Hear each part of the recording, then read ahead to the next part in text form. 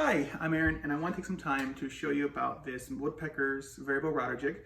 I just recently got this, and it's very similar to the Festool MFS. There are a few differences, but again, very similar design.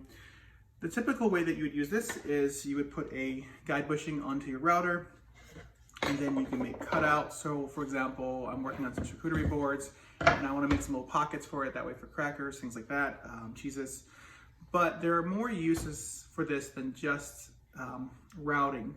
So if you see here, I got my Festool MFT, and this works with a very similar style. So as long as it's, again, you have track, one of the issues with the track saw is how do you make thin rips? And this actually helps solve that. I'm gonna show you in just a moment how we can make thin, repeatable rips using just this, the guide fence, and then the track.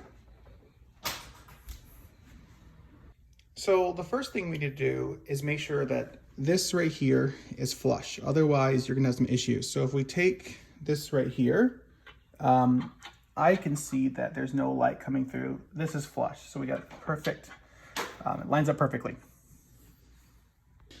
All right, so the second thing that we're gonna need to do is we need to make sure that the splinter guard lines up perfectly with this. And if it's not, then you're gonna wanna make sure it's nice and flush. Otherwise, again, you're gonna have inaccuracies. But as long as it's flush, we're gonna move on to the next step. So now what we need to do is set a calibration point. And I would go with an easy, even number. I think 10 is easy to work with. So I'm not doing this quite accurately right now, but you would just do the best you can, make a mark, okay?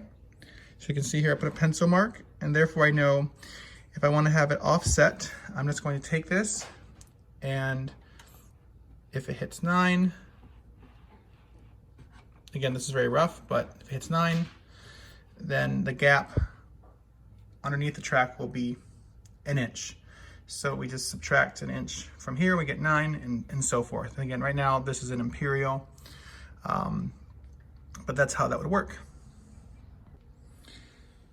So to make your cut, it's pretty simple. One thing you do want to remember is if you're going to be using this, just that way it stays nice and fixed, you just take a clamp. Now personally, I like to use a little bit of wood. That way, I don't stand the chance of marring it, but not a big deal. Now it won't budge. And then all I have to do is simply put it underneath here.